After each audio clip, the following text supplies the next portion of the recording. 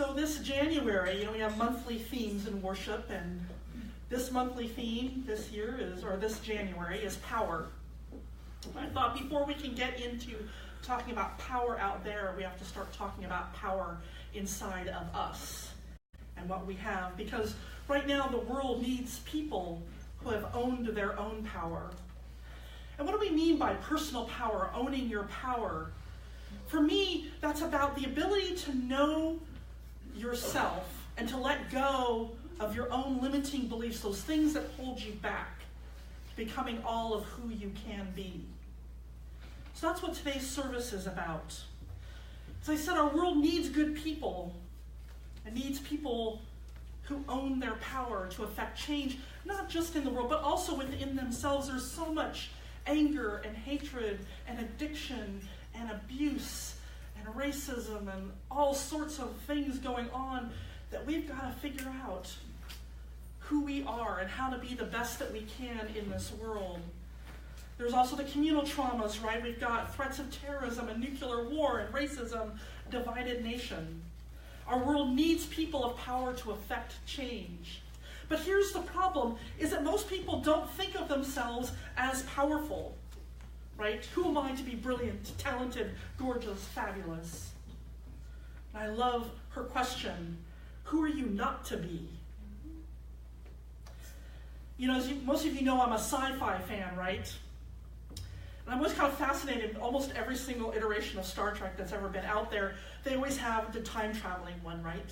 Where they go back in time, but they're all really concerned about affecting any change, any minor little thing that will change the course of history, right? If they don't get it right. And in fact, there was an entire movie about this. There's something called the butterfly effect, right? And this idea is that it's part of chaos theory, and the butterfly effect says that, well, if a butterfly hits its wings just right on one side of the world, that can snowball a whole series of events that could start a tornado on the other side of the world, right? That's the idea of these sci-fi movies. Well, oh my goodness, if we do change one little thing in the past, oh my goodness, we're going to change this present.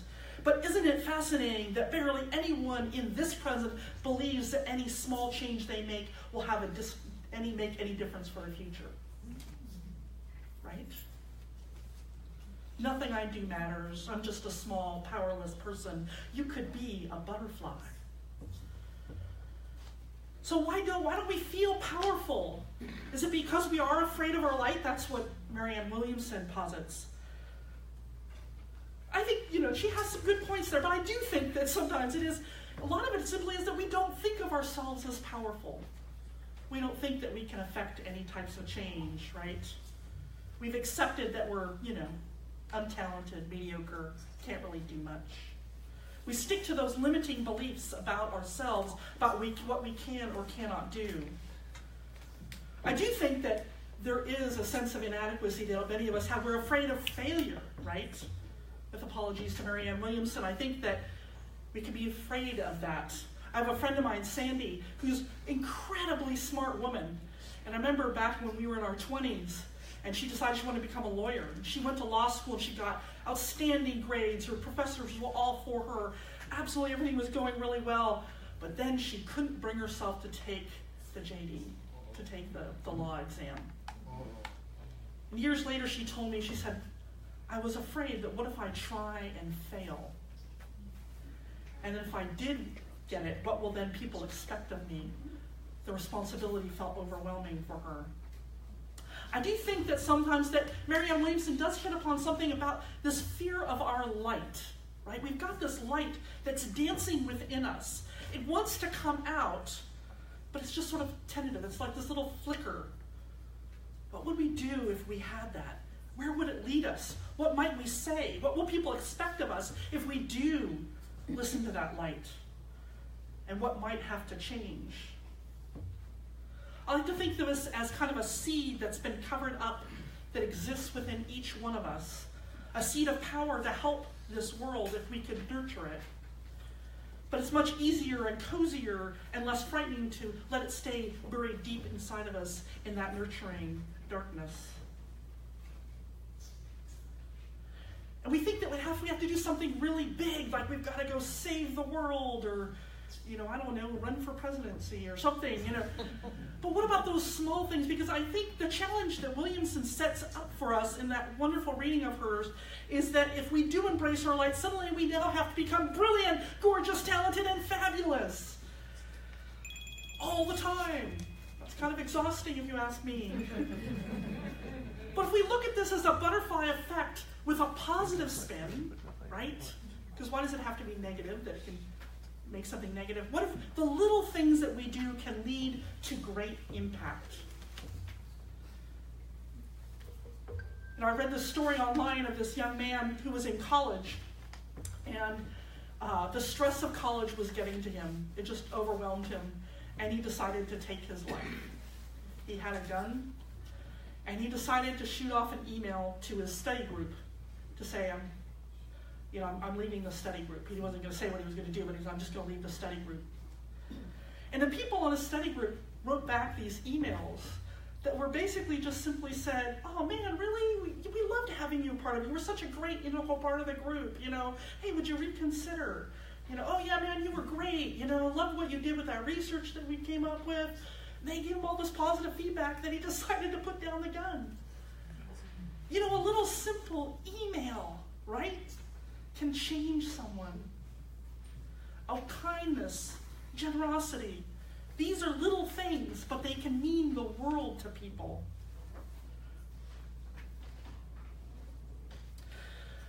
Our world needs us to not hold back. It needs us to step up to the small things that lead to bigger things, whether it's the everyday of our lives or the everyday of the world around us.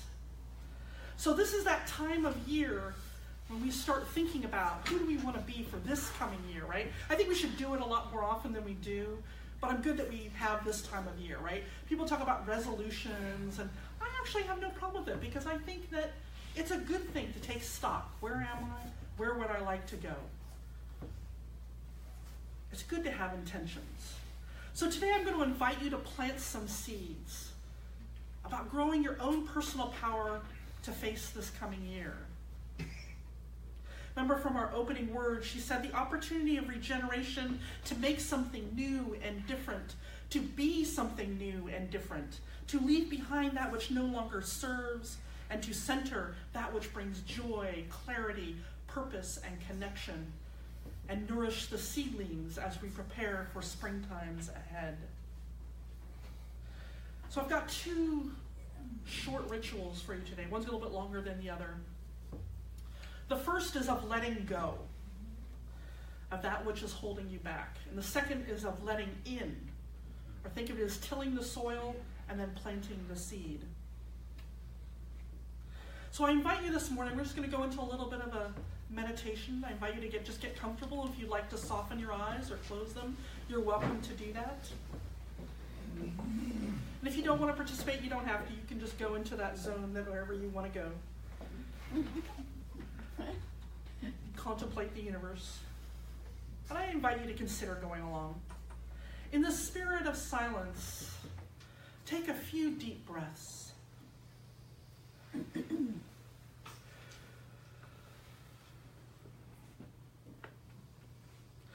invite you to consider, what is that seed within you? What is that light that dances? What wants to be planted this year?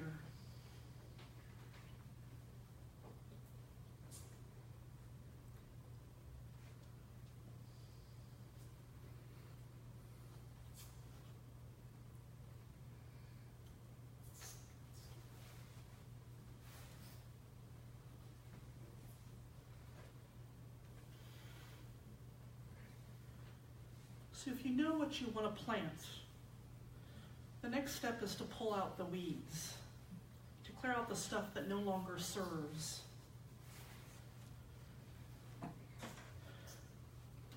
So ask yourself, what's holding you back?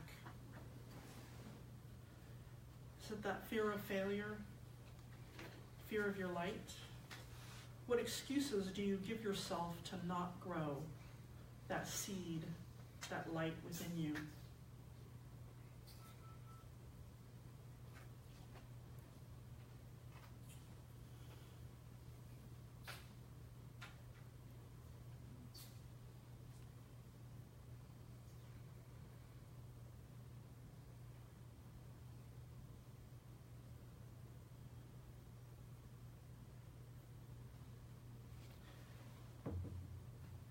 invite you to put that which is holding you back, condense it down into one word or a short phrase, or maybe even a little sketch in your mind. And you can write it on that piece of paper that I gave you. And if you don't have a pen or you don't want to write it out, you can just imagine it on the piece of paper.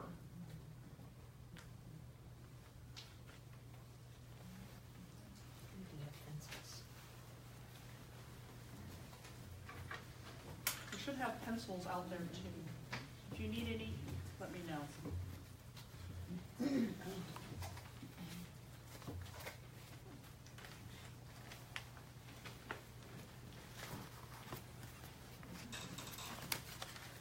So if you didn't know, that's a dissolving paper. We've got water up here. As Beth plays her music, you're invited to come forward quietly in a contemplative silence, to place that piece of paper here in the water.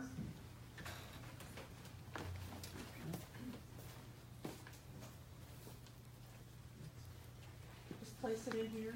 I've even brought my lucky trowel with me. I used this for my excavations when I was an archaeologist. You just stir it around in here and watch it dissolve. As you do with intention, let yourself release what it is that you want to release, let go of this year.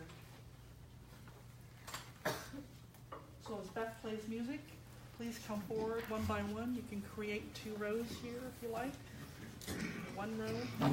We always mix it up.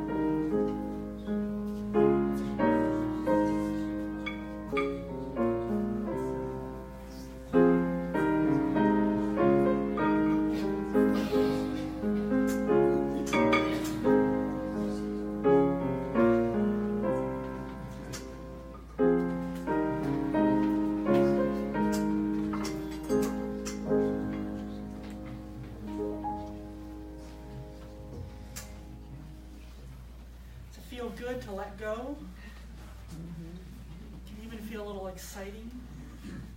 It's like that open space there. Well, I invite you to, if you feel up for it, you don't feel like you have to. Sometimes these things are very private. But I invite you to tell someone after the service what it is that you let go of. And I say that because sometimes saying something out loud, witnessing it, can be very deeply powerful. But I will tell you that nature abhors a vacuum.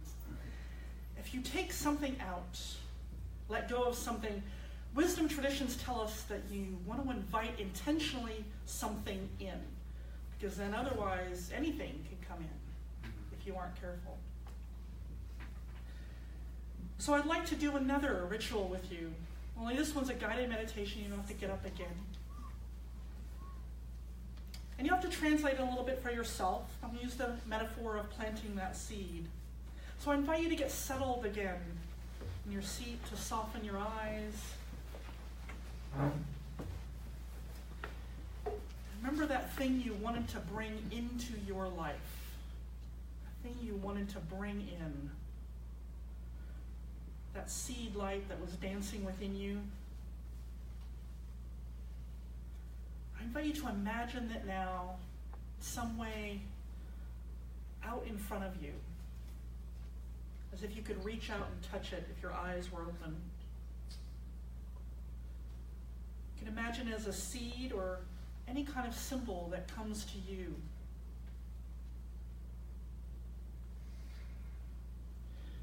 Make it as real and whole as you can in your mind's eye. Of course, what does it look like? What are the colors? But also, how does it feel? Does it have a sound or a smell?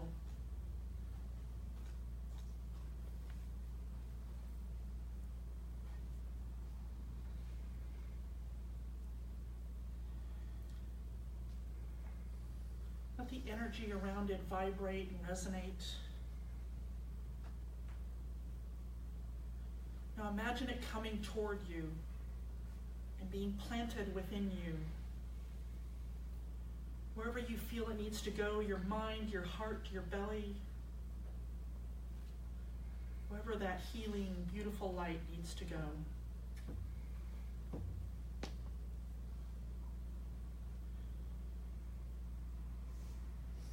How does it feel inside of you?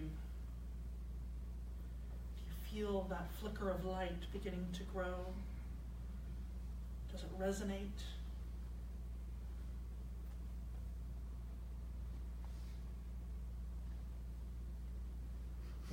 Ask yourself, what do you need to do to help this part of you grow?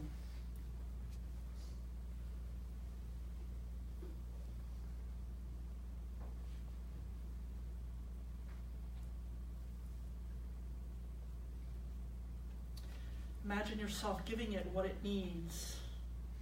What does that look like?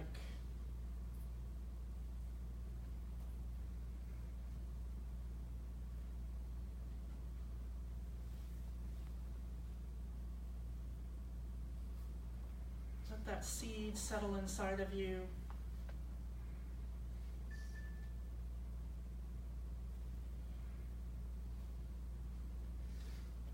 And when you're ready, I invite you to simply open your eyes and come back present here, with it laying inside of you.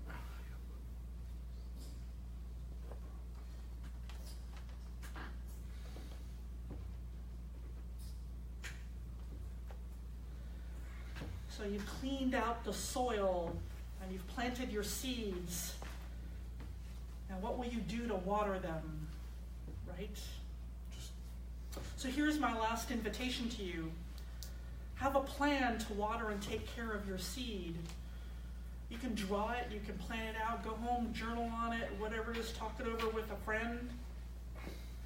I'll give you an example of nurturing. Years ago, I realized after getting burnout, that in order to thrive in any job, I needed positive feedback. I get a lot of criticism, and that's okay. But I need positive stuff too. And by the way, that's not a call for compliments. You guys really do. You appreciate me very well, and I love that. But I knew what I needed to let go of was my desire to please everyone, that I wasn't going to be able to do that as a minister or anything. But I also knew that I needed a place that was nurturing, and I got you all, which is wonderful, because you're perfect at it. So, but I recognize that I'm not always going to get that nurturing time when I need it, when times are tough. So I created something I call my Big Book of Love. It sits on my desk. It's this leather-bound book that actually Jason and Lawrence gave me for our installation. And in it, I put all of the emails and cards and any other thoughts that you have sent me that says, "Great job, Sean, thank you so much, so glad you're a minister," whatever it is, I put it in this book. And it's there, and I rarely ever actually look at it because I just know it's there, and I add to it slowly, bit by bit, over the years. And that's how you can nurture something that you know that you need to grow that seed, so that I can let go when times are tough and I'm getting the criticism or something, and I can look at that and go, it's not all that way. So here's my invitation to you. I want you to greet whatever it is you want to bring into your life with joy. That joy we have when we see the springtime, right? When I see the irises that come up near my apartment building. That same joy that we see when a child is born, a new grandchild. Maybe puppies, little ducklings start coming out. When the sun is high and bright. That sense that we know that life will go on, that we will grow, and the world will change, and so can we. So this year, for 2018, may your seeds grow deeply within you. May you own the power that you have. May you send it out into this world to be a blessing to this world. Blessed be, bless you all, and amen. Amen. Please stand as you are